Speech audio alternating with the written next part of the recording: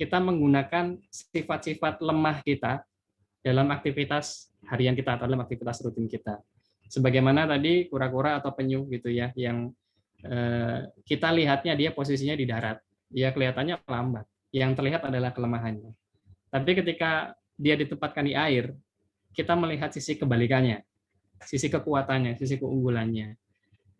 Kalau di sini mungkin mau dipaksa, didorong, diancam sekalipun, dia tetap geraknya akan lambat. Tapi sebaliknya kalau di sini nggak perlu didorong, nggak perlu dimotivasi, bahkan nggak perlu ikut training motivasi gitu ya, dia sudah akan secara alami bergerak dengan cepat. Poinnya adalah masing-masing dari kita pasti punya kelebihan, pasti punya keterbatasan.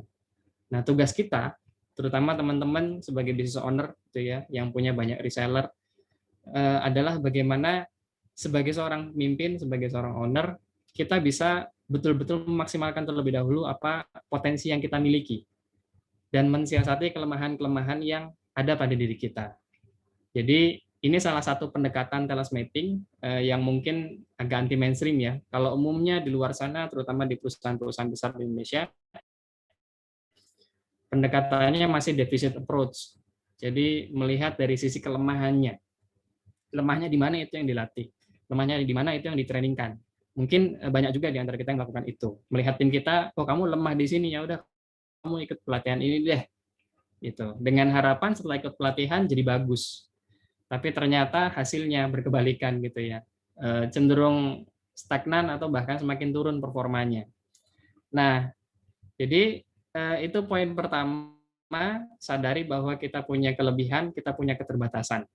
Sebagai seorang owner, sebagai seorang pemimpin yang punya banyak orang di bawah kita yang menjadi tanggung jawab dan amanah kita, maka yang pertama kali kita harus lakukan adalah bagaimana kita bisa memaksimalkan kekuatan kita dan mensiasati kelemahan. Jadi nggak usah pusing dengan kelemahan, nggak usah baper gitu ya. Kok saya lemah di sini, kok saya lemah di situ. Bersyukur aja dulu bahwa kita pasti punya kelebihan, gitu. Nah, jadi sedikit latar belakang tentang strength based human resource management. Jadi salah satu yang dianut sama task mapping ya. Awalnya dari sini, dari penelitiannya Gallup. Jadi Gallup ini salah satu 25 tahun, lebih dari 1 juta karyawan. Bayangkan riset selama itu 25 tahun dengan jumlah sampel yang tidak sedikit ya, dan lintas industri dengan 80.000 manajer. Jadi ini nggak main-main risetnya. Ini merupakan riset lintas industri pertama dan terbesar di dunia yang menyelidiki hubungan antara pendapat karyawan dan kinerja atau prestasi usaha. Beberapa hasilnya diantaranya seperti ini ya. Institusi atau perusahaan yang kuat dengan konsistensi kinerja dan profit atau kontribusi jangka panjang adalah yang berhasil menarik dan mempertahankan karyawan-karyawan dengan kinerja terbaik. Itu poin pertamanya ya. Yang kedua, karyawan dengan kinerja terbaik memiliki keselarasan antara penempatan tugas dengan tipe atau karakteristik kepribadiannya. Jadi antara tugas dengan sifatnya itu selaras. Mungkin kita kenalnya istilahnya right man on the right place gitu ya. Jadi orang yang tepat pada posisi yang tepat. Nah, ketepatannya dari mana? Dari keselarasan antara tugas dengan sifat atau karakteristik kepribadiannya. Ini diukur, ukuran yang mewakilinya ada 12 parameter, tapi tidak kita bahas malam hari ini. Tingkat employee engagement ditentukan oleh relasi karyawan dan supervisornya. Jadi ketika ada tim kita yang tidak perform, atau ketika ada reseller yang tidak perform, coba yang pertama kali dicek adalah bagaimana engagement antara tim dengan supervisornya atau atasan langsungnya. Jadi kalau ternyata kita atasan langsungnya, ya coba dicek, jangan-jangan salahnya di kita. Gitu. Oke, alurnya kalau misalkan kita ingin nah ini strong company itu punya misi yang jelas. Employee engagement-nya fit strength to role, kecocokan antara kekuatan dengan peran atau tugasnya. Kemudian bagaimana mendevelop bakat dan kekuatannya. Ini informasi aja ya. Nah, ini alurnya seperti ini. Tentu banyak di antara kita yang mengharapkan punya sustainable growth ya. Ini kan ya nggak muluk-muluk ya. Sorry. Nah, sustainable growth ini didapatkan ketika kita punya customer yang engage. Customer yang mungkin dengan sukarela mempromosikan produk-produk kita. Customer yang dengan sukarela mengendorse gitu ya. Wah, keren nih produknya, bagus nih gitu, tanpa perlu kita minta. Itu customer yang engage. Banyak di antara kita fokus dengan engage customer ini. Entah dengan meningkatkan brandingnya, bagusin packaging, bagusin pelayanan, memberikan service excellent gitu ya. Nggak salah sih kita fokus dengan engage customer. Tapi jangan lupakan juga bahwa kita juga perlu memikirkan engage employee ya. Karyawan yang juga harus engage. Bagaimana supaya karyawan engage? Kata kuncinya dari grade manajernya dulu atau atasannya dulu gitu ya. Dan sebelum itu maka kita harus melihat dulu the right fit-nya. Cocok nggak sih manajernya, cocok nggak sih supervisornya untuk menjalankan peran sebagai manajer atau supervisor? Atau bahkan kita menilai diri kita sendiri, cocok nggak sih kita jadi owner? Nah, kalau pertanyaan cocok nggak jadi owner, semua orang berhak jadi owner. Gitu ya. Tapi nanti pendekatannya setiap orang itu berbeda. Ada owner yang tipikalnya keras, ada yang nggak bisa sama sekali jadi owner yang keras, tapi pasti akan ada pendekatan yang berbeda. Kalau di Gallup namanya strength based leadership, bahwa setiap orang punya pendekatannya masing-masing dalam memimpin sesuai dengan kekuatannya. Ini yang jarang dicari sama orang ya. Biasanya kalau kita sudah melihat ada seorang mentor dengan gaya memimpin yang luar biasa, menurut kita keren gitu ya, terus kita mau meniru, kita mau memodel gitu ya, ternyata tidak semudah itu gitu ya, atau bahkan susah. Bisa jadi karena kita mencari model yang bertolak belakang sifatnya dengan kita, sehingga ketika kita ingin meniru, ketika kita ingin mengcopy paste, itu kok kayak susah banget. Dan semuanya bermula dari identify strength, bagaimana kita mengidentifikasi kekuatan masing-masing individu yang ada di dalam tim kita, termasuk diri kita sendiri. Dan itu justru yang paling penting ya. Pertama kita harus sadar dulu tentang diri kita. Mana tugas-tugas atau peran-peran yang harus kita lakukan setiap hari, mana tugas-tugas atau peran-peran yang harus kita delegasikan ke orang lain, atau bahkan kita siasati dengan membuat sistem atau alat bantu. Gitu. Kemudian indikatornya atau tolak ukurnya, kalau umumnya kita hanya melihat ketika kita merekrut orang lain, merekrut tim gitu ya untuk masuk ke dalam merekrut orang untuk masuk ke dalam tim kita, biasanya yang kita lihat hanya 3 variabel, attitude, skill, sama knowledge. Pengetahuannya gimana, keterampilannya gimana, attitude-nya gimana. Jelas kita sepakat yang pertama harus kita lihat attitude-nya dulu. Itu nomor 1. Kalau attitude sudah bermasalah, nggak usah dilanjut. Meskipun itu saudara sendiri gitu ya. Nah, di talent mapping ada satu variabel tambahan ya, yaitu bakat atau talents. Bakat di sini definisinya atau deskripsinya berbeda dengan bakat yang dipahami orang pada umumnya. Jadi sederhananya, bakat yang digunakan di talent mapping definisinya adalah pola pikir, pola perasaan, pola perilaku yang alami, spontan, konsisten, dan dapat digunakan untuk. Jadi bakat di sini adalah sifat yang ada pada diri kita, yang artinya setiap diri kita punya. Terminologi di dalam mapping ada 34 tema bakat atau 34 sifat gitu ya, yang pada setiap orang tingkat dorongannya berbeda-beda, sehingga itu yang membuat masing-masing dari kita itu unik begitu. Nah, kemudian dampak dari bakat itu apa sih? Ketika kita melakukan aktivitas di mana kita punya bakat di situ atau tingkat dorongan sifatnya kuat, maka secara alami kita akan merasa enjoy. Itu yang tidak didapatkan oleh mereka yang tidak punya bakatnya. Gitu ya. Jadi enjoy. Sehingga kita bisa memberikan excellent near perfect performance. Jadi kalau teman-teman ekspektasinya itu udah kamu yang penting kerja, hasilnya biasa aja nggak apa-apa, nggak perlu bakat.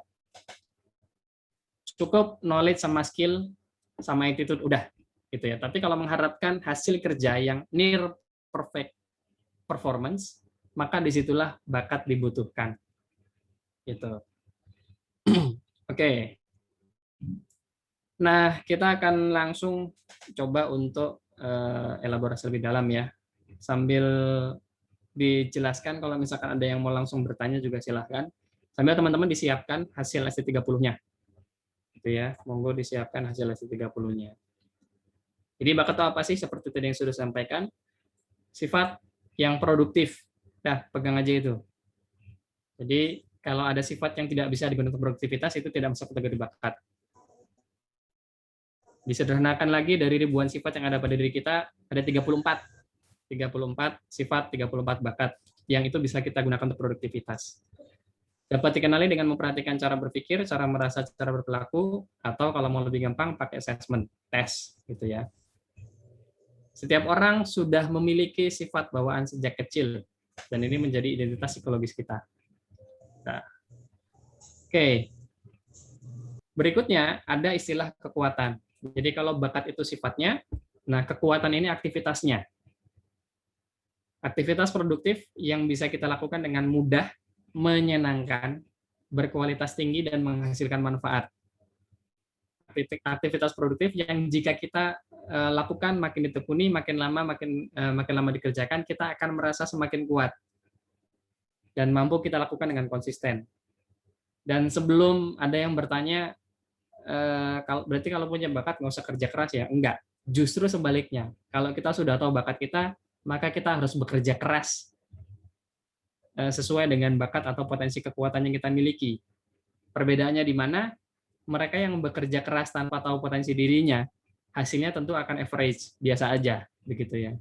Dan mereka yang bekerja keras sesuai dengan bakat atau potensi kekuatannya, punya kans atau peluang lebih tinggi untuk bisa lebih unggul dibandingkan mereka yang just hard work aja, gitu ya.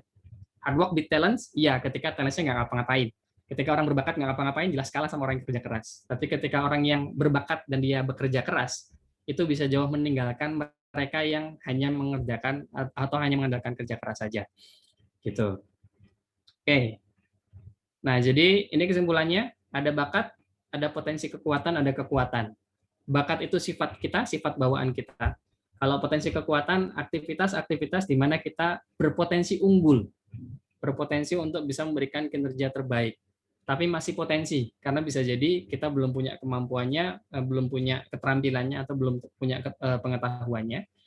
Dan dia akan bisa berwujud menjadi kekuatan ketika aktivitas tersebut makin sering kita ulangi, makin sering kita lakukan. Termasuk menambahkan juga sisi pengetahuan dan keterampilannya. Oke.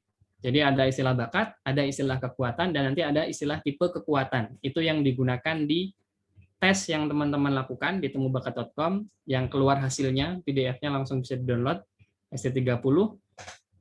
Termasuk itu juga jadi salah satu tools yang bisa kita gunakan untuk membantu proses rekrutmen. Jadi kalau saya pribadi cukup lebih sering menggunakan ST30 kalau rekrutmen. Kalau yang assessment full, yang TMA, yang berbayar itu, saya biasanya rekomendasikan hanya untuk middle top management atau terutama diri kita sendiri ya, begitu. Karena ya walaupun berbiaya, tesnya cukup dilakukan satu kali seumur hidup sudah cukup sebetulnya. Jadi bisa dibilang worth it lah ya, gitu. Oke, prinsip sederhananya begini. Orang dengan sifat tertentu secara alami akan bagus dalam menjalankan aktivitas atau tugas atau pekerjaan tertentu. Ini sudah kita sadari sejak dulu, bahkan dari ribuan tahun yang lalu gitu ya. Tapi karena pendidikan modern prinsip ini terlupakan. Salah satunya ketika kita di sekolah disamaratakan ya perlakuannya, menganggap bahwa setiap anak itu sama, dikasih pelajaran yang sama, harus menguasai segala hal yang sama gitu ya. Jadinya prinsip sederhana ini dilupakan. Sehingga sebetulnya kita sadar betul kalau kita mau ngasih tugas terkait keuangan, pasti kita logikanya kita ngasih tugas itu kepada orang yang teliti, orang yang hati-hati. Kalau kita mau ngasih tugas pelayanan yang harus ketemu langsung sama klien, sama customer gitu ya, ya secara sadar kita harus nyari orang-orang yang senang melayani konsumen gitu ya, senang ketemu orang, senang berkomunikasi, berinteraksi dengan manusia gitu ya. Kalau orangnya penyendiri disuruh tugas melayani orang, ketemu orang, ya jangan heran kalau ternyata performanya di bawah rata-rata gitu ya, underperform gitu. Ini prinsip sederhananya. Jadi basically talent mapping ini ya sesederhana ini gitu ya. Nah, ini saya jawab pertanyaan dulu dari Bu Lalitya ya. Kak Lalitya, permisi mau tanya. Biasanya ada orang yang kalau ditanya, bakat kamu apa? Kadang ada yang jawab, nggak tahu Kak, aku nggak punya bakat. Tapi ditempatin di mana aja juga bisa. Nah, cara menyadari atau mencari bakat untuk diri sendiri itu gimana ya? Oke, jadi ini pertanyaan menarik dan pertanyaan tentang who am I gitu ya. Aku tuh siapa sih gitu. Ini jadi pertanyaan sepanjang masa ya. Saya pribadi oke, dari Novia nanti ya. Dari Kak Lalitya dulu nih. Gimana caranya untuk menyadari bakat untuk diri sendiri? Pertama, perbanyak aktivitas. Aktivitasnya beragam ya. Tapi kalau misalkan mau cari benchmark dulu, ya udah assessment aja dulu atau tes dulu. Kalau sudah pernah melakukan tes dengan alat tes yang lain, silahkan pakai itu. Mau pakai MBTI, DSC, Stephen gitu ya. Kalau sudah punya hasilnya, tugas selanjutnya adalah bagaimana maksimalkan hasil assessment yang sudah pernah dilakukan. Jadi bukan cuma sekedar, aku tipenya ini, so what next, itu yang penting sebetulnya. Jadi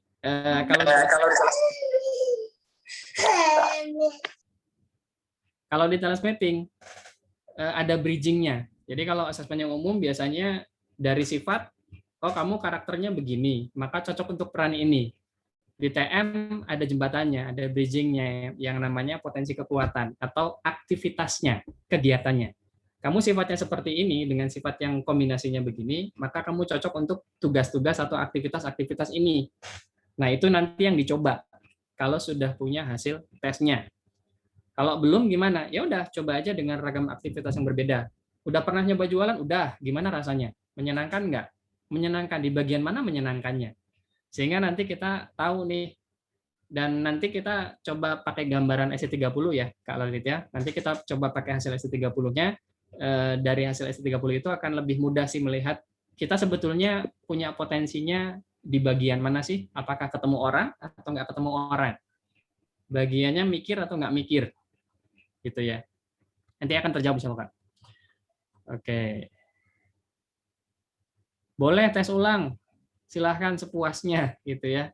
Yang ST30 temu bakat.com dipakai bebas gratis. Tapi kalau mau tes lagi berarti emailnya harus beda ya. Random aja nggak apa-apa. Gitu. Novia ya. Seringkali tim diminta isi tes tapi merasa kesulitan bukan karena tidak mau, tapi katanya kesulitan membedakan mana yang diinginkan untuk isi atau mana yang emang asli dari diri sendiri. Apakah ada tipsnya? Ya, tipsnya sebelum melakukan tes, sampaikan saja bahwa tes ini tidak dalam rangka mengukur kinerja. Karena biasanya tim atau karyawan ketika sudah dikasih perintah untuk melakukan tes itu jadi banyak pertanyaan di kepala mereka. Jangan-jangan aku mau diapain nih gitu ya. Jadi sampaikan saja tes yang akan dilakukan ini fungsinya adalah untuk memahami atau mengetahui potensi yang ada pada diri kita sehingga kita bisa memberikan treatment yang tepat sesuai dengan potensinya. Begitu. Tapi tidak sedikit orang yang tetap masih kesulitan ketika mengisi tes. Kenapa? Bisa jadi memang ada beberapa bakat yang membuat seseorang itu jadi kesulitan untuk mengenal dirinya. Mengenal apa sifat karakteristik kepribadiannya. Ada bakat-bakat yang membuat ketika itu lemah, orang jadi bingung tentang dirinya. Nah, terus gimana dong? Ya sebetulnya kalau dengan tes yang full, itu bisa terlihat setidaknya mana yang betul-betul memang bakatnya, potensi kekuatannya, dan peran-peran mana yang bisa dimaksimalkan.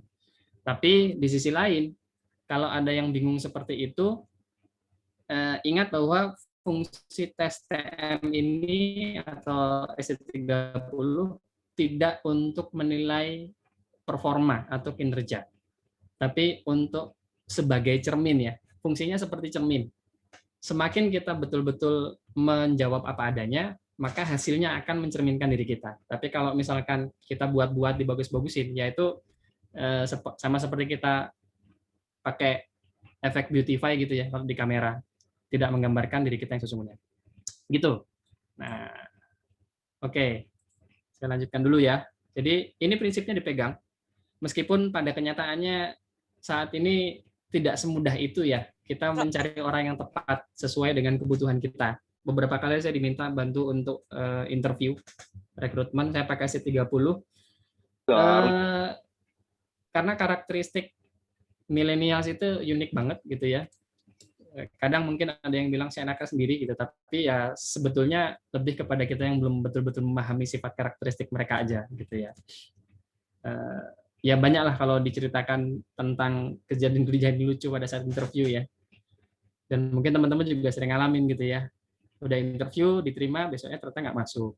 Baru berapa hari izin, akhirnya apa ya, pergi tanpa pamit gitu ya. Gitu.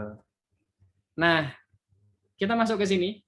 Karena sekarang sudah jam berapa? 20.13 ya. Kita perbanyak diskusi dan juga membahas hasil SC30 supaya nanti teman-teman bisa punya gambaran minimal untuk diri sendiri dan nantinya harapannya bisa dipakai juga untuk timnya. Gitu. Nah, teman-teman sudah dapat hasil ini kan?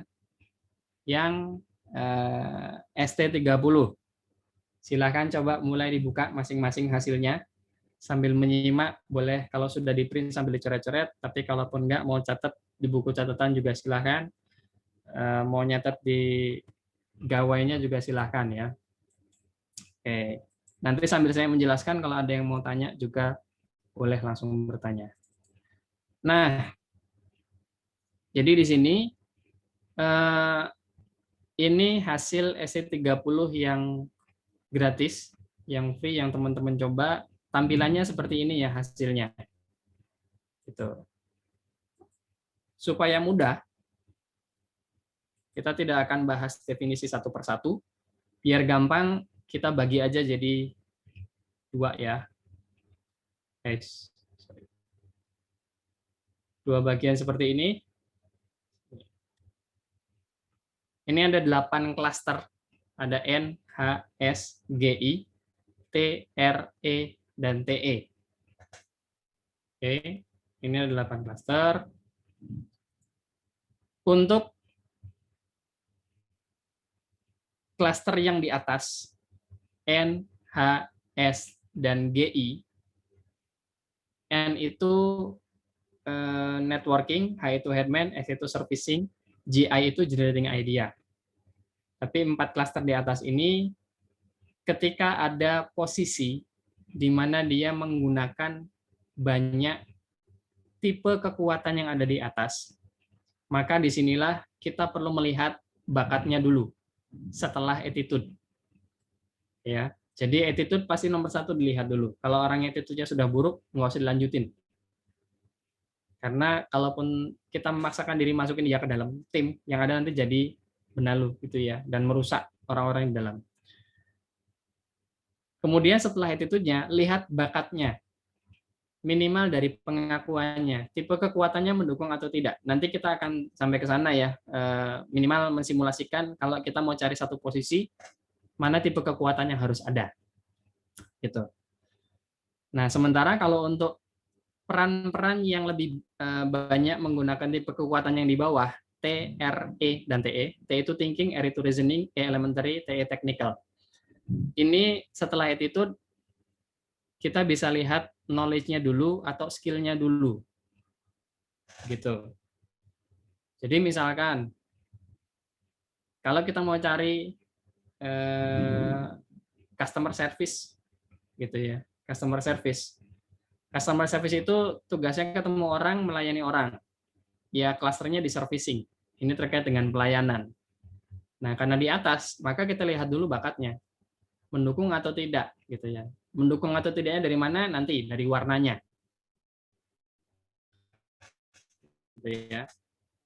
Minimal ini dipegang dulu. Kalau yang di atas, lihat bakat. Kalau yang di bawah, kita lihat knowledge sama skill-nya dulu. Baru kalau bakatnya mendukung, itu jadi nilai tambah. Gitu ya. Bagian produksi, nggak perlu lihat bakatnya dulu, lihat kompetensinya. Karena produksi di bawah sini nih. Quality control gitu ya. Lihat knowledge sama skill-nya, kompetensinya. Oke. Nah, perhatikan untuk masing-masing klaster, ini ada garis batas. Ya, termasuk warnanya. Ini biru muda, N biru muda, H biru tua, dan seterusnya. Oke, jadi ada N, H, S, Oke. Ingat kata kuncinya baik-baik. Kalau perlu dicatat, ini kata kuncinya akan memudahkan kita menggunakan hasil ST30. N, H, dan S ini tipe-tipe peran yang aktivitasnya lebih banyak ketemu orang atau berinteraksi dengan manusia. N, H, dan S ini ketemu orang, gitu ya. N, H, S ketemu orang. N dalam rangka bekerja sama, posisinya sejajar. H dalam rangka mempengaruhi, posisinya di atas orang lain. S dalam rangka melayani, posisinya di bawah orang lain. Networking, headman, servicing. Jadi kalau customer service di mana? Bisa di S dan juga N. S-nya dia dalam rangka melayani, N-nya dalam rangka mengedukasi misalkan, bekerja sama ya, sejajar posisinya. Gitu. NHS ketemu orang. Yang lainnya T, R, E, T, E, dan GI tidak banyak ketemu orang. Gitu. Jadi kalau kita sudah punya job desk untuk masing-masing posisi, tinggal dicek aja. Ini job desk dia tuh tugasnya banyak ketemu orang atau nggak ketemu orang. Bagian inventory gitu ya. Ya dia simply tugasnya nggak banyak ketemu orang kan. Ya udah berarti di bawah. Bawahnya mana? Kita lihat ya. Kalau T dan R ini aktivitasnya banyak berpikir otak kiri. Pakai logika. Bagian keuangan ya pasti di T sama R. Gitu. Kemudian kalau GI, generating idea, itu aktivitas berpikir otak kanan. Peran-peran yang banyak berpikir menggunakan otak kanan. Nah, yang bagian desain, gitu ya. Kemudian marketing, kemudian yang bikin perencanaan, gitu. Nah, itu untuk GI. T dan R berpikir otak kiri, GI berpikir otak kanan. E, elementary, ini peran aktivitas yang lebih banyak di dalam ruangan, admin gitu ya. Nah ini di E perannya. Kalau TE technical ini di luar ruangan atau yang lebih banyak teknisnya, yang bagian produksi, quality control, distributor gitu ya, distribusi, operator gitu. Oke, sekarang saya kirim dulu ke chat aja ya. Saya kirim ke chat. H itu headman ya betul. Saya kirim satu file. Di situ ada definisi 30 tipe kekuatan. Sebentar.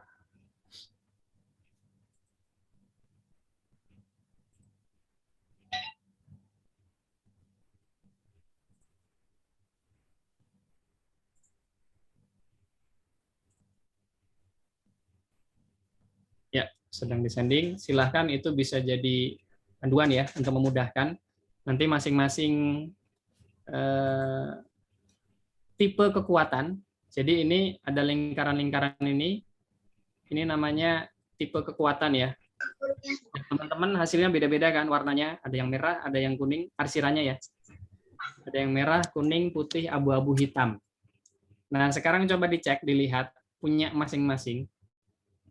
Lebih banyak warna merah dan kuningnya ngumpul di klaster mana? Ngumpulnya di klaster mana? Apakah di N, atau di H, atau di S, atau di GI, atau di TE, atau di E, atau di R, atau di T.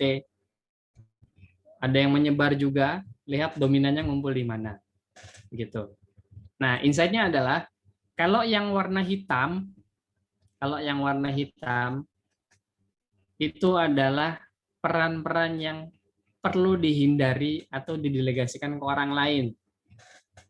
Termasuk kalau misalkan cari pelatihan, Anda jangan cari pelatihan yang topiknya itu terkait dengan yang warna hitam itu. Kenapa? Percuma. Buang waktu, buang tenaga, buang biaya, tapi kita tidak mendapatkan hasilnya maksimal. Begitu. Sebaliknya, kalau mau cari pelatihan, cari training yang cocok. Cari yang sesuai dengan yang warna merah atau minimal kuning. Arsiran di dalam sininya ya. Oke, ada yang mau dijadiin sampel atau contoh kita bahas? Ayo, yang paling cepat.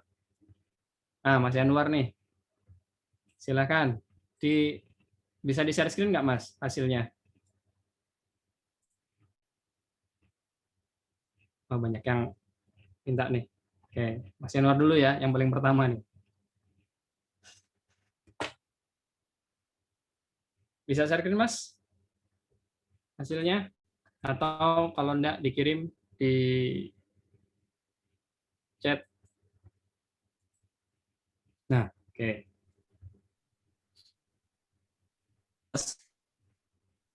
Mana nih? Masih loading ya? Oke. Nah, kelihatan ya. Ada warna merah, kuning, putih, abu-abu, hitam. Putih itu netral, merah paling kuat, kuning kuat, abu-abu lemah, hitam paling lemah.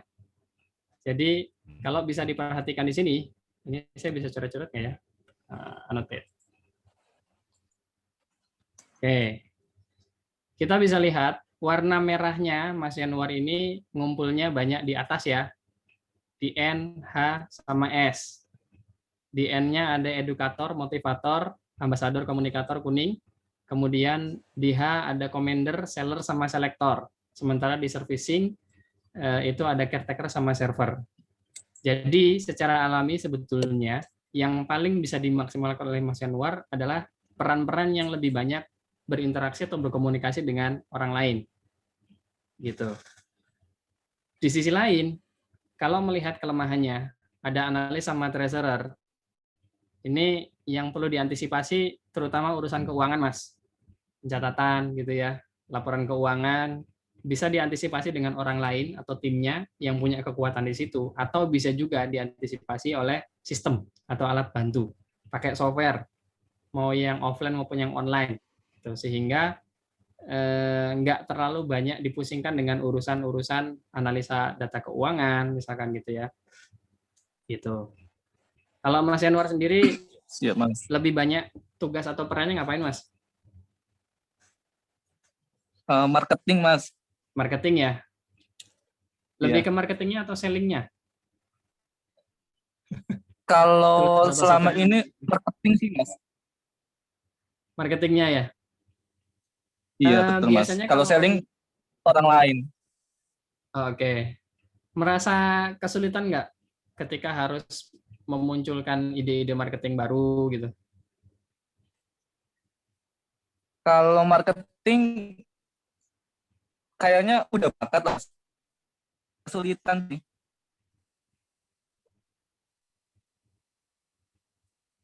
Gimana gimana? Nggak kesulitan, Mas. Nggak kesulitan. Aktivitas Nggak. berpikir strategi marketing itu apakah menjadi aktivitas yang menyenangkan? Strategi marketing maksudnya gimana, Mas? Ya misalkan berpikir merancang perencanaan marketing gitu. Enakan marketing Nah, sama selling beda ya? iya, iya. Nah, itu belum dicoba, Mas. Belum dicoba ya. Iya. Kalau yang paling sering dilakukan ngapain, Mas? Yang paling sering dilakukan tuh posting konten sih, Mas. Sama buat Oke. konten sekarang. Membuat kontennya kemudian posting ya. Iya, betul. Oke. Ya, ya, ya. Kalau ini lebih ke sini arahnya ya. Sorry.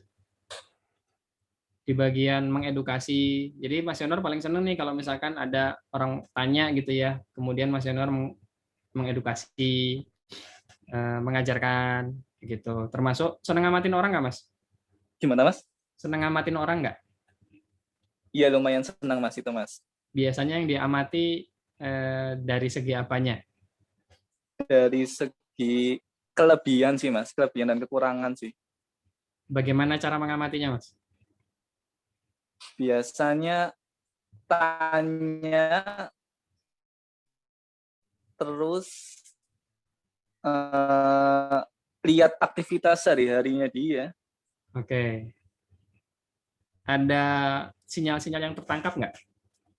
Yaitu sering kali ya, Mas. Oke. Nah, ini saya sedang mengkonfirmasi. Gimana? Saya sedang mengkonfirmasi yang selektornya ya. Orang selektor itu ya tadi salah satunya, kalau dari bakatnya namanya yang mendukung ya, individualization. Senang mengamati sifat karakteristik, kepribadian, keunikan orang. Gitu. Di sini pengakuannya Mas Yonur juga sellernya kuat, server caretaker-nya juga kuat. Produk yang dijual apa, Mas? produk yang dijual edukasi, Mas. Terkait edukasi Edukasi ya. bisnis kayak buku gitu. Iya. Oke, edukasi bisnis kayak buku. Senang dengan produknya, Mas? Ya seneng ya, Oke. seneng banget. Nah, jadi topik-topik yang terkait dengan edukasi memang bisa jadi topik pilihan utamanya Mas Yanuar ya. Di sisi lain, yang bisa ditawarkan karena Mas Yanuar juga sellernya kuat, caretaker servernya kuat, lebih kepada bagaimana Mas Yanuar bisa memberikan pelayanan terbaik, memberikan service excellent kepada customer, itu jadi semacam personal brandingnya Mas Yanuar nih. Gitu. Nah, tapi Mas, aku Ya, boleh tanya nggak, Mas? boleh. Kalau misal lagi berperan sebagai customer service nih, Mas, kadang tuh berinteraksi database seringkali cuek, Mas. Gimana tuh, Mas? Cuek gimana maksudnya? Maksudnya menjawab pertanyaan sesuai dengan yang ditanyakan gitu loh. Masalahnya di mana kalau di situ? Masalahnya di kayak apa namanya? Seolah-olah kayak tidak melayani orang lain, Mas. Oke. Tapi sebenarnya suka. Tapi closing rate-nya gimana, Mas? Nah, selama ini nggak mikirin closing rate, Mas. Jadi jalan-jalan aja. Ya gitu. Bagus nggak menurut Mas Yanuar? Kurang bagus sih, Mas. Kurang bagus ya? Iya. Oke. Nah, merasa ini nggak sih, Mas? Mas Yanuar tuh orang yang senang ngatur tapi nggak suka diatur. Nah, iya itu, Mas. Kayaknya, Mas. Ya, ini komendernya kan merah ya. Komendernya merah. Kadang kalau misalkan ada customer yang nggak jelas tuh ya gergetan aja sih. Closing rate-nya ngalir aja. Iya, betul, Mas. Ya, nanti tugasnya Mas Gomet tuh ya. Oke. Tapi memang kalau terkait dengan analisa data, kemudian harus teliti, hati-hati setiap saat gitu. Itu menguras tenaga ya. Iya, betul, Mas. Menguras tenaga banget itu. Ya, nah di sini kan ini analisnya hitam, kemudian treasurernya hitam. Jadi itu yang perlu diantisipasi. Di sisi lain nanti kalau misalkan mau nambah knowledge atau skill, terutama terkait dengan yang interpersonal ya, yang ketemu sama orang. Misalkan ada kelas tentang customer service atau service excellent gitu ya. Kemudian yang terkait edukasi, kalau ternyata tertarik juga, misalkan sudah punya kompetensi, punya keahlian dan senang ngajarin gitu ya, ya bisa juga kalau mau buka kelas gitu. Begitu.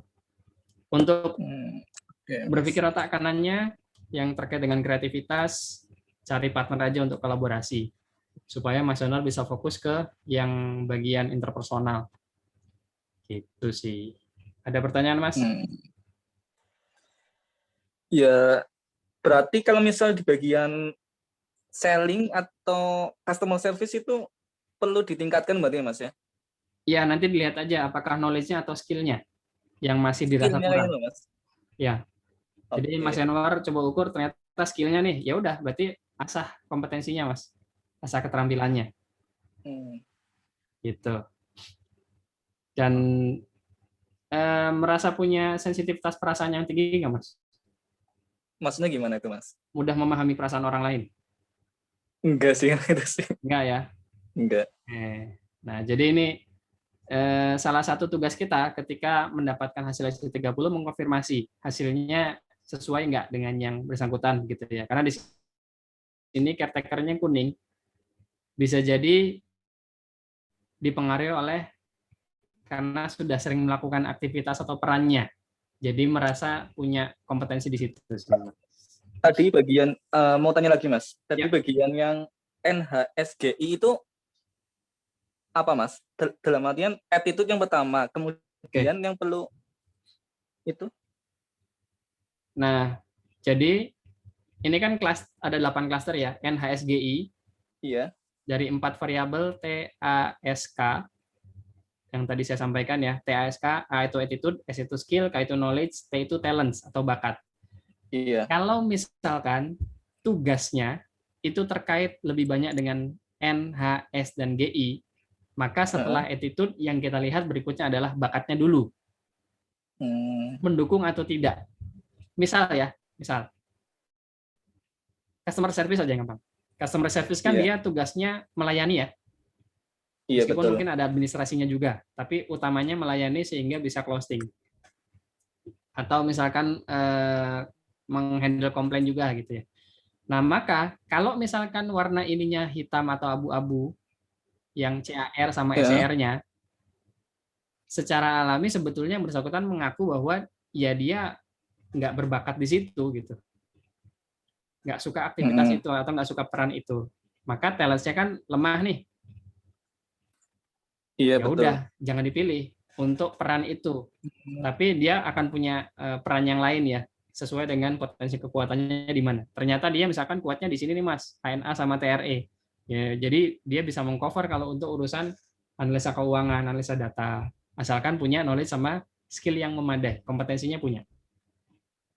Gitu. Nah, sebaliknya kalau yang aktivitasnya di sini TRE dan TE, setelah attitude lihat dulu kompetensi sama skillnya, knowledge sama skillnya. Gitu. Baru lihat bakatnya. Jadi tidak semua peran harus lihat bakatnya dulu gitu ya, enggak. Yang atas wajib tuh NHSGI wajib. Kalau nggak ada bakatnya menderita nanti yang bersangkutan. Menderitanya kenapa? Ya karena sifat-sifatnya tidak mendukung. Jadinya bekerja hanya sekedar gugur kewajiban, yang penting menjalankan tanggung jawab, dia tidak bisa menikmati pekerjaannya, dampaknya adalah jadi gampang stres, gampang capek, sering izin gitu ya. Jadi kalau ada tim kita yang dia dikit-dikit baru dikasih tambahan kerjaan lebih gitu ya, stres, pusing, gampang sakit, gampang ngedrop, itu ciri-ciri bakatnya tidak mendukung. Tapi kalau misalkan ada tim kita yang semakin dikasih beban kerja yang semakin tinggi, dia semakin nagih, kerjaannya terus bagus, konsisten gitu ya, maka itu salah satu ciri yang bersangkutan bakatnya mendukung. Tentu jangan lupakan juga ada syarat ini ya, skill sama knowledge. Iya. Gitu. Clear Mas? Oke Mas, terima kasih. Sama-sama. Nah, jadi nanti cara mudahnya sebetulnya dari definisi yang sudah saya berikan itu bisa dibaca. Ada 30 ya tipe kekuatan. Ini ada 30 lingkaran-lingkaran ini. Dengan kode 3 huruf, CMD itu commander, MED itu mediator, seller, selector, caretaker, server, designer, creator, synthesizer, marketer, strategis, visioner, dan seterusnya. Dibaca saja, kemudian cari poin utamanya, dan sebetulnya dengan istilah tipologinya pun kita sudah bisa membayangkan. Commander itu orangnya kayak gimana sih? Oh, keras, tegas, lugas, jelas. Gitu ya. Edukator itu yang gimana? Oh, dia senang mendevelop orang, senang mengajarkan, gitu ya, senang memandu. Motivator gimana? Ya dia senang memotivasi, gitu. Itu bisa cukup mudah kita pahami sebetulnya. Tinggal tadi, misalkan kita sudah punya satu job, satu posisi yang kita ingin cari orang yang paling tepat. Nah, minimal tentukan 3 tipe kekuatan yang harus ada tuh apa. Minimal tentukan 3 tipe kekuatan yang harus ada itu apa. Ya. Kita ambil contoh yang tadi.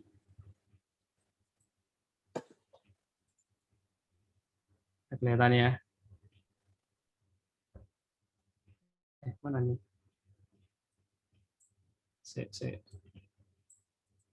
Oh, ternyata error. Ada yang mau tanya dulu sebelum nanti saya ambil contoh satu lagi deh.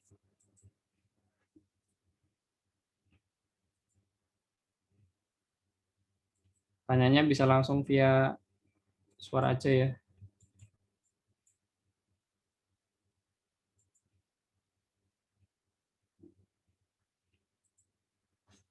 Oke. Apa sih biasanya posisi yang paling sering dicari direkrut buat teman-teman nih? Halo, silakan. Halo Mas, biasanya ya. admin atau CS ya Mas? Admin atau CS? Iya. Oke. Mau yang mana dulu? CS dulu aja, yang sudah sering dicontohkan tadi. CS, tugas utamanya CS apa? Membalas chat lebih ke closingin sih, closingin traffic yang masuk. closingin traffic yang masuk ya. Oke, berarti dia terkait dengan penjualan ya. Iya, Closing. Mas. Terus ada apa lagi Mas Tommy? CRM, merawat pelanggan. Oke, merawat pelanggan ya. Iya, CRM ya. iya CRM. Satu lagi Mas.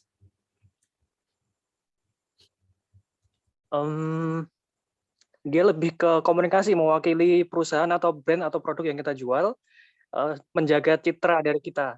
Oke, menjaga citra ya. Ya. Ambasador lah ya. Kayak istilahnya itu apa, kayak diplomat itu loh Mas. Ya. Kalau dianya bagus itu image kita jadi bagus, kalau enggak ya enggak. Betul. Ambasador ya. Deal maker, public relation. Oke, masih mirip-mirip deal maker-nya di closing, kemudian public relation-nya yang ambasadornya ya. Oke. Nah, kalau misalkan kita konversi ya, kita konversi secara sederhana ke tipe kekuatan. Ini kalau ini CS-nya di Mas Tommy ya, karena bisa jadi CS di tempat lain beda lagi nih yang dicari profilnya. Nah, kalau di Mas Tommy, closing ini berarti tipenya seller. Kodenya SL. Ini kepanjangan dari seller. Kemudian CRM-nya tadi CAR atau caretaker ya. Nah, kemudian kalau tadi yang ini ambasadornya CS-nya kebanyakan sensing. Oke, AMB. Kepanjangannya ambasador sama ya. Gitu. Jadi kalau kita balik lagi ke hasil ST30, maka untuk timnya Mas Tommy yang perlu dicari itu yang punya warna merah atau minimal kuning, kalau bisa merah ya. Di bagian sini, SEL, caretaker, sama AMB, ambassador. Sisanya gimana? Ya sisanya kan pasti ada warna kuning di tempat lain atau warna merah tempat lain, yaitu jadi nilai tambah tersendiri gitu ya. Tapi utamanya 3 ini nih, caretaker, seller, sama ambassador. Gitu. Di tempat lain misalkan tempatnya Mas Anwar ternyata saya lebih utama dia harus bagus adminnya. Ya berarti yang bawah sini administrator. Itu. Jadi kalau teman-teman sudah tahu nih masing-masing tuh kodenya apa sih, termasuk kebayang ya, analis tuh kayak gimana, treasurer kayak gimana. Bayangin aja tuh perannya. Sehingga nanti ketika nyari orang yang cocok untuk tugas tersebut, coba ST30, dicek, lihat terutama kalau misalkan kita buka lowongan yang daftar banyak sampai ratusan gitu ya. Ya paling mudah filter aja lu pakai ST30. Nggak cocok ya nggak usah panggil interview kan. Habisin waktu nanti. Gitu. Ada juga misalkan tadi produknya produk edukasi gitu ya, kayak Mas Anwar. Ya yang jadi fokus utamanya di sini nanti, edukatornya. Gitu. Jadi setiap tempat, setiap bisnis bisa beda-beda meskipun satu posisinya sama. Namanya posisinya sama, customer service gitu ya. Karena job desk-nya bisa beda, tugasnya bisa beda. Itu yang bikin TM atau ST30 jadi menarik karena bisa customize banget. Itu. Satu lagi tadi admin ya, Mas.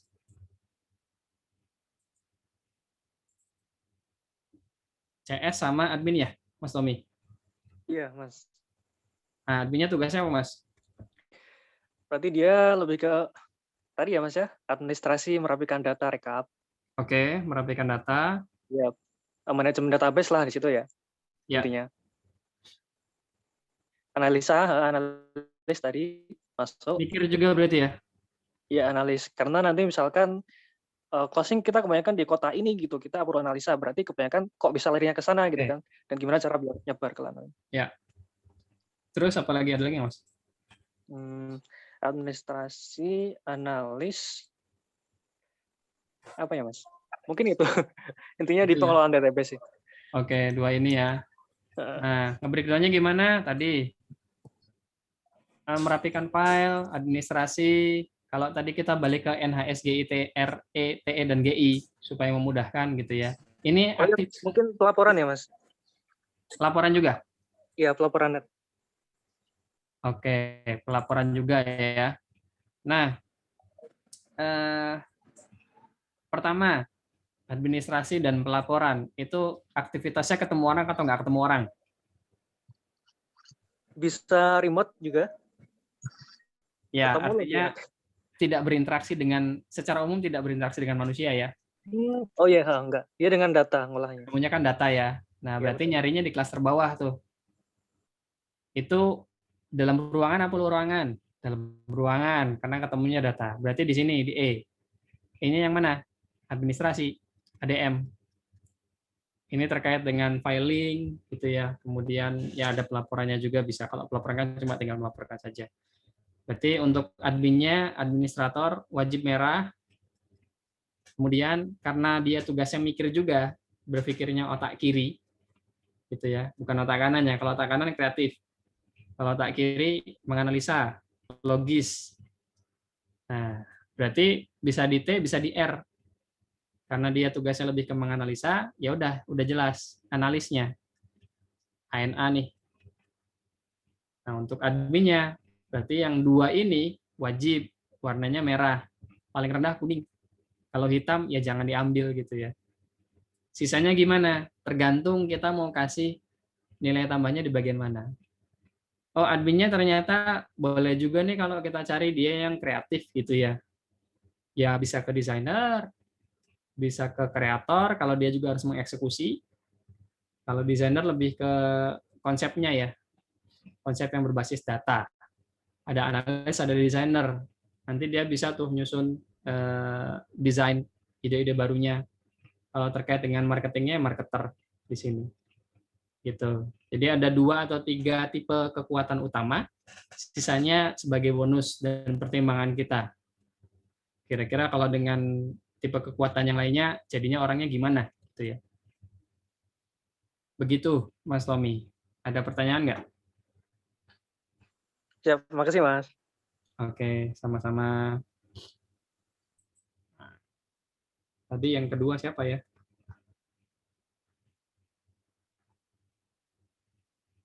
Aina, masih ada nggak Aina? Bulaya. Ya, ada Kang. Ada ya? Bisa share screen? Ya.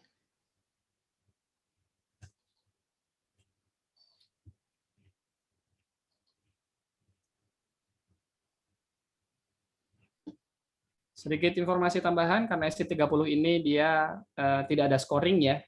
Jadi memang tidak betul-betul mewakili dorongan sifat atau bakat kita.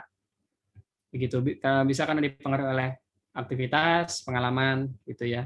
Jadi pengakuan ini lebih ke pengakuan kita tentang tipe kekuatan yang ada. Berbeda dengan nanti hasil yang full assessment itu detail. Ada 34 bakat, kemudian ada 114 potensi kekuatan, dan ada 30 tipe kekuatan yang ada scoringnya.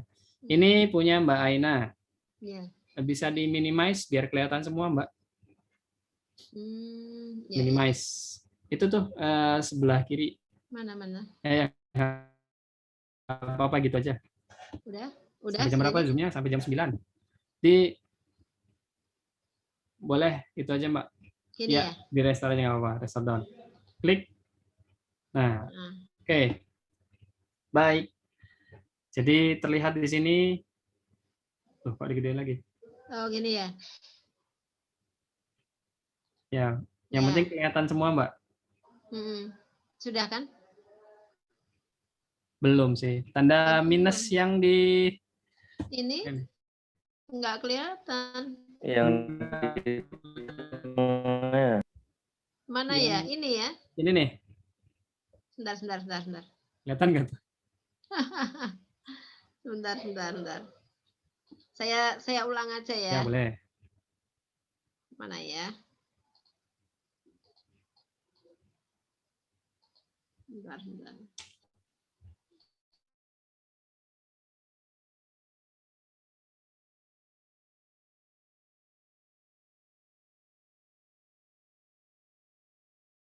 Accept permintaan saya. Ya. Sudah. Bisa nggak ya? Oh, ternyata nggak bisa. Ini bukannya dari HP apa dari laptop, Pak? Dari laptop. Laptop ya? Iya. Bentar.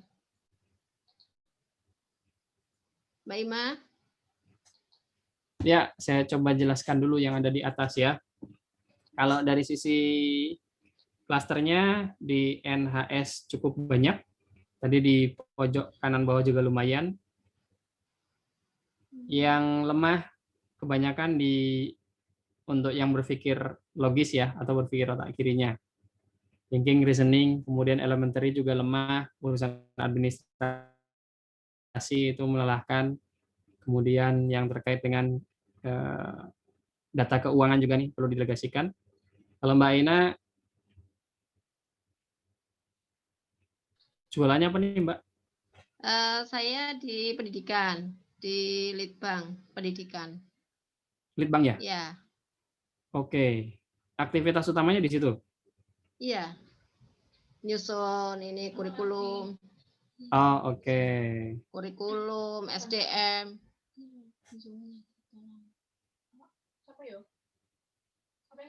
Gimana rasanya kalau nggak bisa ketemu orang kerjanya Mbak? Wah, saya harus ketemu orang. Gitu ya. Jadi memang NHS ya itu kebutuhannya ketemu orang, tugas utamanya ya. Dan Entah, memang seneng. Memang seneng ya, ya betul. Iya, sebelum bertugas di situ memang senengnya ketemu orang. Iya. Jadi itu salah satu tadi ya, ketika aktivitas kita didukung oleh bakat ya enjoy. Gitu. Ketemu orangnya dalam rangka apa? Dalam rangka bekerja sama, di situ ada edukator, motivator dan komunikator. Begitu ya.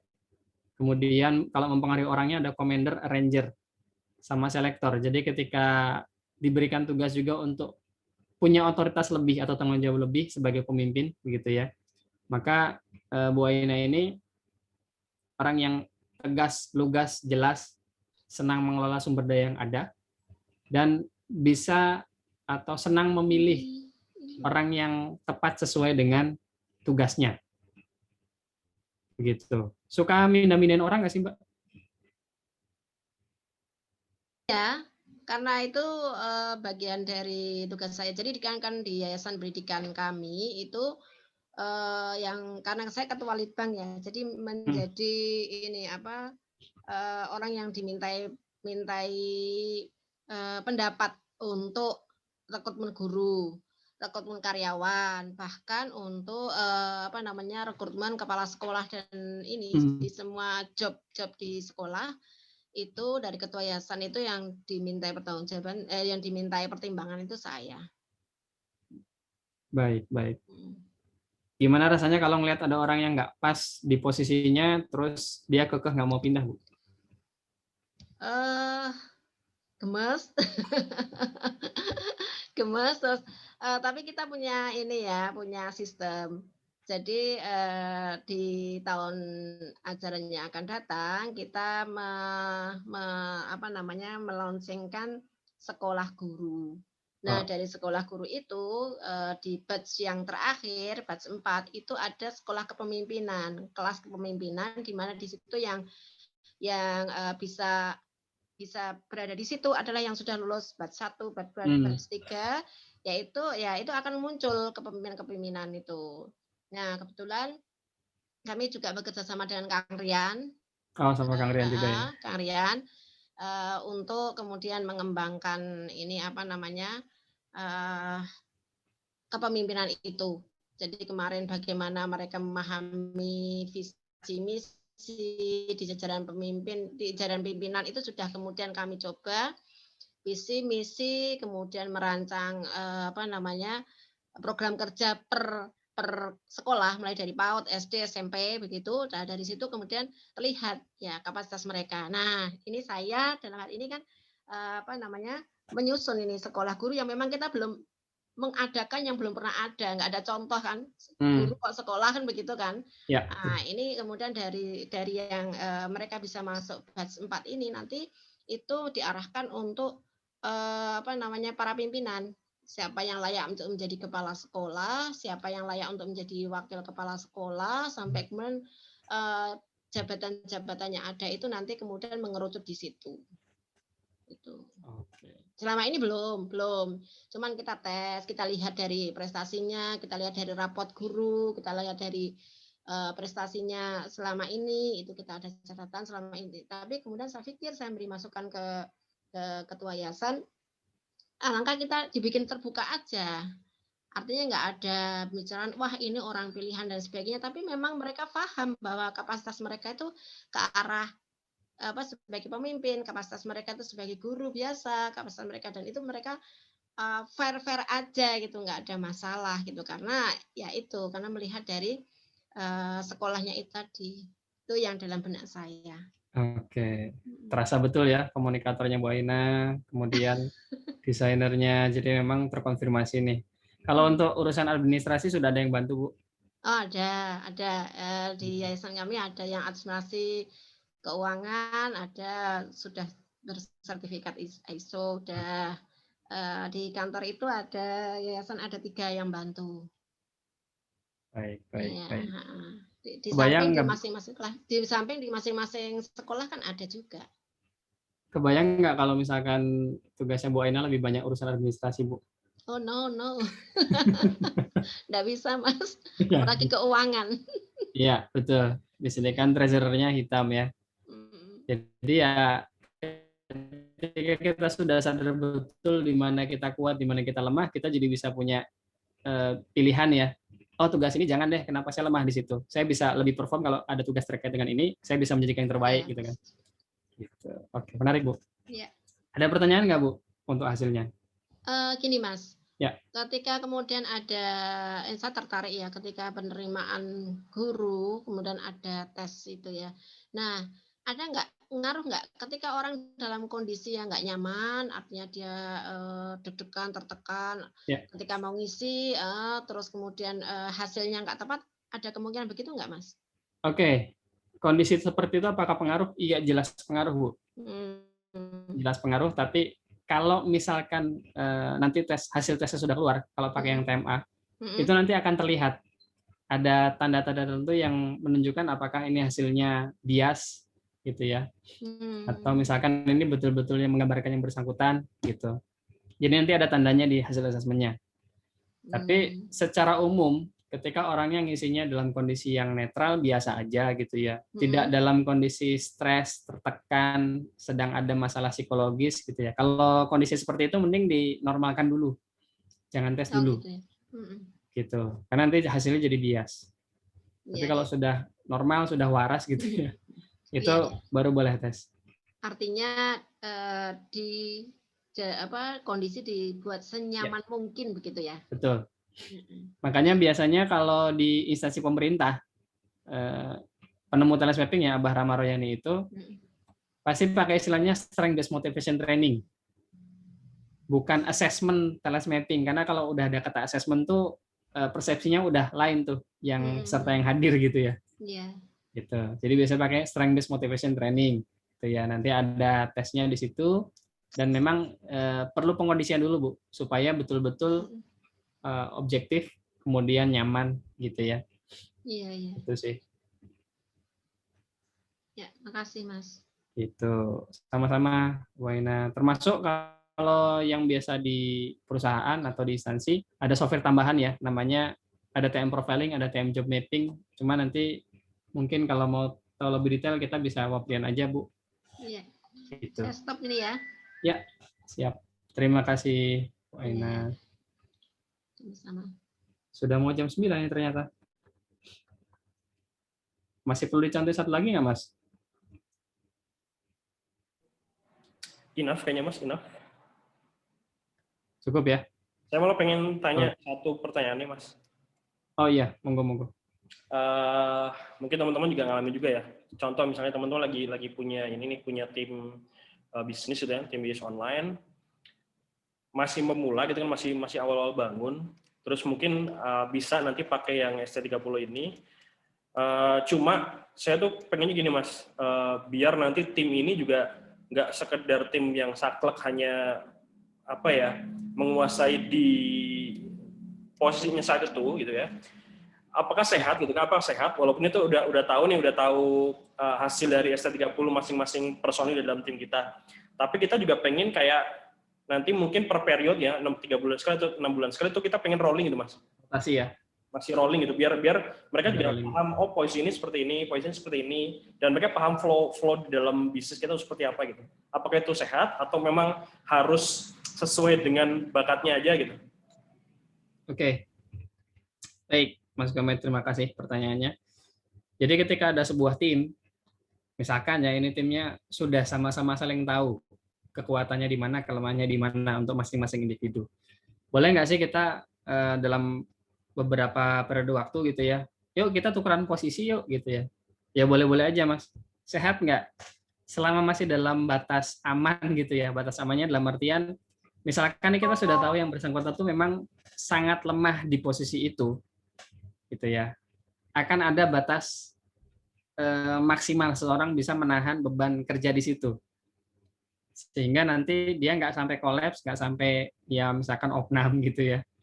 Kadang ada yang sampai seperti itu gitu. Jadi boleh kalau mau trial coba-coba gitu ya, rotasi yuk biar kamu tahu, biar kamu bisa ngerasain alur kerjanya, sistem bisnis kita seperti apa gitu ya.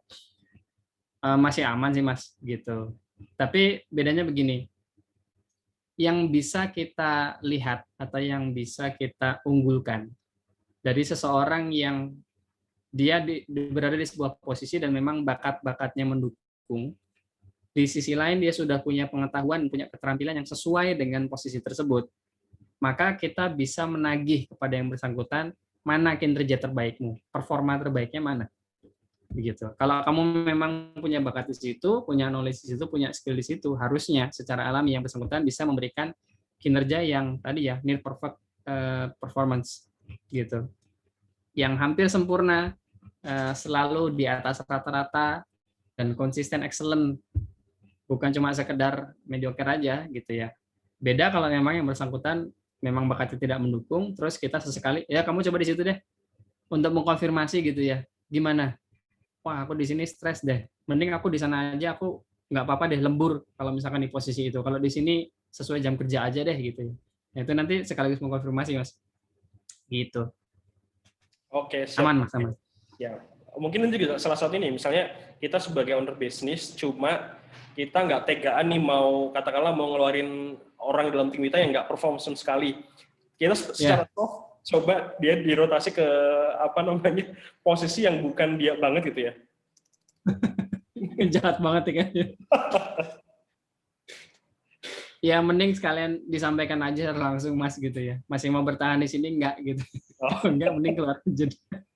Daripada disiksa dulu kan. Ya. Ya. Oke, terakhir deh ya, terakhir supaya punya gambaran. Jadi kalau SC30 tadi yang ditampilkan 30 tipe kekuatan. Sementara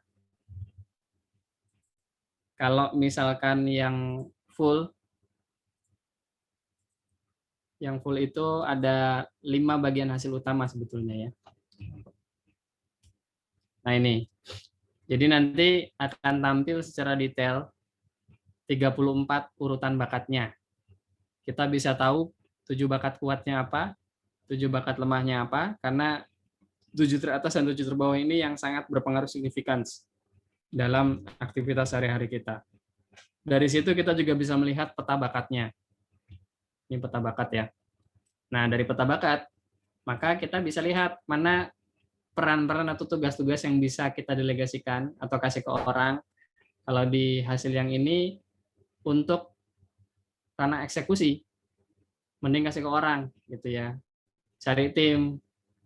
Sementara tugas utama yang bersangkutan, itu adalah ini, membangun kerjasama dengan orang lain, relating, dan juga mempengaruhi orang. Ini.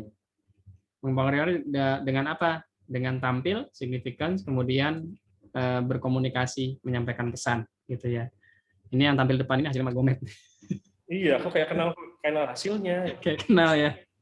Ya, nah makanya ini personal branding Mas Gomet ya, ada komunikator, motivator, marketer, gitu ya, interpreter, edukator.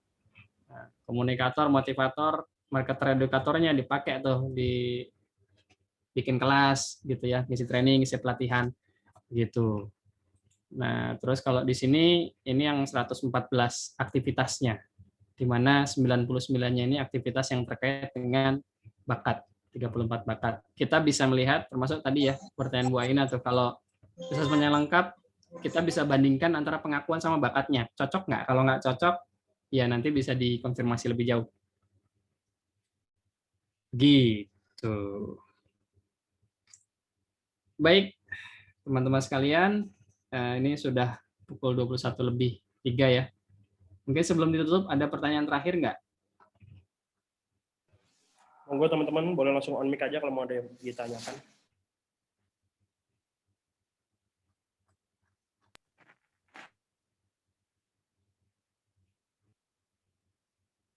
Suaranya belum muncul nih.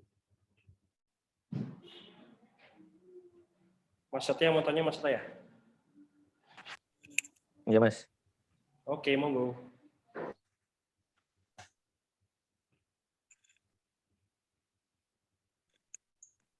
Jadi kalau kan tadi ada kelemahan, ada kekuatan gitu ya.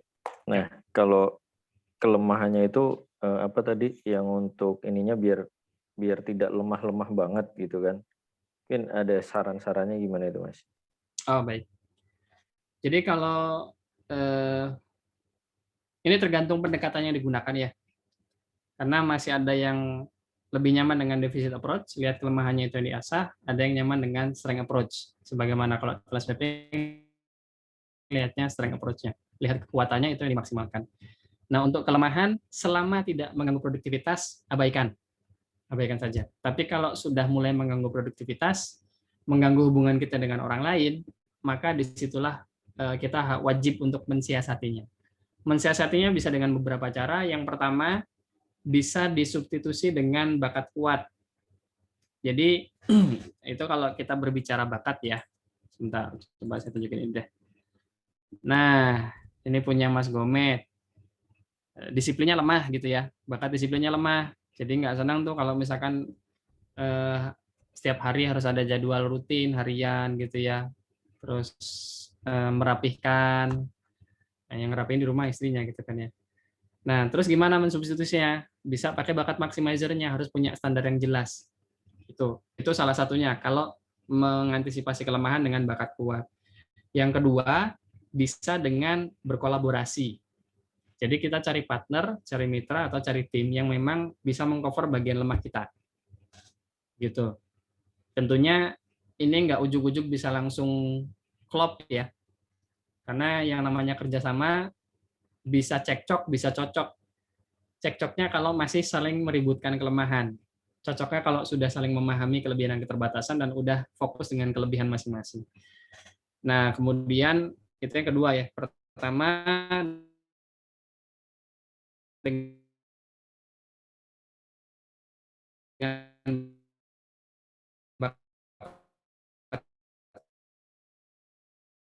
bakat yang ada. Yang kedua, bagian analisa dan keuangan bisa pakai software akuntansi gitu ya. Atau intinya membuat alat bantu lah. Gitu. Minimal pakai 3 cara itu, Mas. Yang pertama, pakai bakat kuatnya kalau ada. Kalau nggak ada, cari orang, mitra, partner, kolaborasi. Yang ketiga, pakai alat bantu, sistem. Gitu. Oke, terima kasih, Mas. Iya, sama-sama. Terima kasih sudah untuk bergabung. Baik, Mas Fajar Nugraha, selamat bergabung. Dan kita sudah akhiri sesinya. Baru bergabung, udah mau berakhir ya. Oke. Itu saja mungkin kalau dari saya. Mudah-mudahan sesi yang singkat malam hari ini minimal ada pengetahuan baru atau hal baru yang bisa dicoba untuk dipraktekkan ya. Gitu. SC30 silakan digunakan bebas sepuasnya. Mau langsung sekali ngisi 1000 juga ya paling mungkin sesukanya sepuasnya. Nanti kalau butuh assessment yang full bisa kontak Mas Gomet dulu. Kalau membutuhkan ya.